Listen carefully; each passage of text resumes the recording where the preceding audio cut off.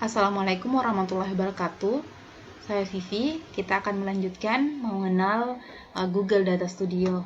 Seperti sebelum-sebelumnya, kita ketahui bahwa Google Data Studio adalah alat yang bisa kita gunakan untuk menyampaikan data kita lebih mudah kepada siapa yang kita tujukan. Misalnya kepada atasan kita, atau kepada masyarakat misalnya, atau kepada tim kita, bagaimana data yang kita peroleh. Nah, di sini dalam proses menggunakannya itu ada beberapa bagian yang disiapkan oleh Google Data Studio. Nah, saya jelaskan dari awal. Misalnya ini lembaran ini adalah halamannya kita yang akan kita isi visualisasi data nantinya. Terserah bagaimana kita nanti mengeditnya dan sesuai informasi apa yang akan kita munculkan. Selanjutnya di samping kanan ini ada tema. Kemudian ada tata letak. Tema ini tujuannya kita memilih bagian-bagian ini tema sesuai dengan yang kita suka. Bisa juga teman-teman buat sendiri, jadi tanpa memilih tema. Kemudian kita pilih tata letak. Di bagian tata letak ini kita bisa mengatur beberapa. Misalnya ini untuk header, selalu tampilkan jenis navigasi. Misalnya begini, dia akan berubah. Tabnya di bagian atas, kita ambil ini aja ya. Kemudian mode tampilan, ukuran sebenarnya. Di sini ada untuk ukuran kanvasnya. Bisa juga ada pilihan di sini kita memilih landscape.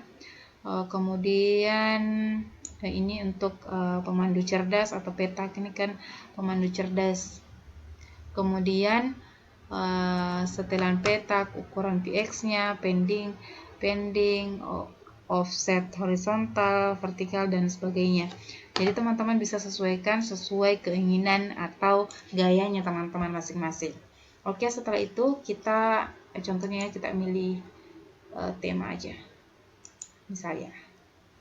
Nah, setelah kita memilih tema, kita bisa mengenal bagian sini lagi ya, bagian atas.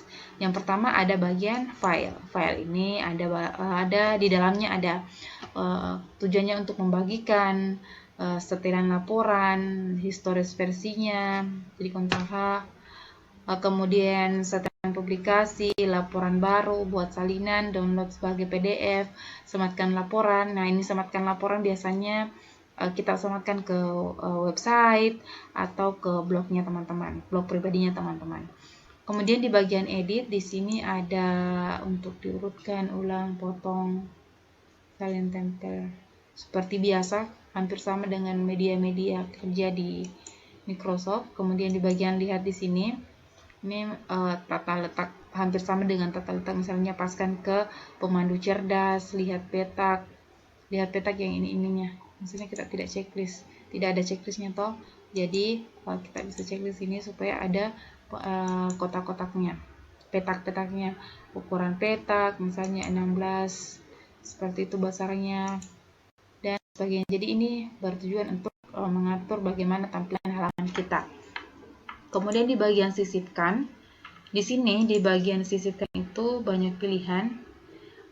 Disinilah bentuk-bentuk diagram atau bentuk-bentuk visualisasi yang akan kita pilih. Yang sebenarnya juga ada di bagian sini. Misalnya di tambah diagram. Di sini ada beberapa jenis diagram yang akan kita pilih sesuai keinginan kita. Kemudian ini gambar, teks, garis untuk menambah garis, ini untuk menambah bentuk hanya 2 lingkaran sama kotak. Kemudian ada ini, saya lihat dulu disisipkan itu apakah masuk tambahkan data, itu saja ya, ini kotak dan sebagainya. Oke, ini juga masuk ya, tambah kontrol. Jadi kontrol ini dia tidak diagram, tapi dia akan memberikan kontrol, karena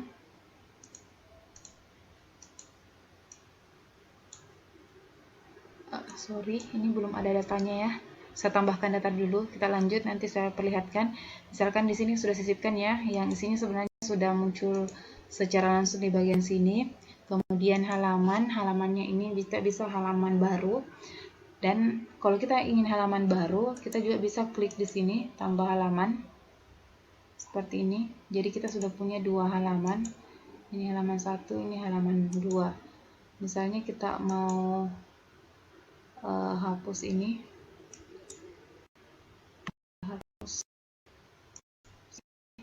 Ini ya begini. Oke, sudah ada datanya. Misalnya tadi kita tambah ini, saya menjelaskan ini. Ini peta ininya. Jadi ini akan terlihat mengontrol apa yang akan dimunculkan berdasarkan apa yang akan kita dimensi apa yang akan kita jadikan sebagai kontrol. Nah, nanti kita lihat di video selanjutnya bagaimana cara menggunakannya.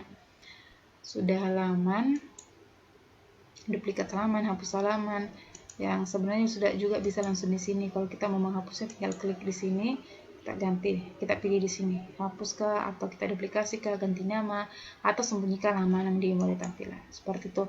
Kemudian di bagian atur, di sini susun pindah ke depan, majukan, mundur, pindah ke belakang. Kalau kita menempelkan sesuatu atau sisipkan sesuatu, jadikan tingkat laporan dan sebagainya. Nah, di bagian sumber daya ini, di sini biasa teman-teman juga banyak berkutik kalau membuat laporan, apalagi pada saat laporannya itu ada beberapa sheet, jadi dia tidak dalam satu sheet. Nah, di sini biasanya kelola sumber daya yang ditambahkan. Kalau ada data gabungan dan semuanya, kalau warna nilai dimensi, kalau parameter laporan, jadi ini berkaitan dengan data. Kemudian ada di bagian bantuannya, pastinya bantuan.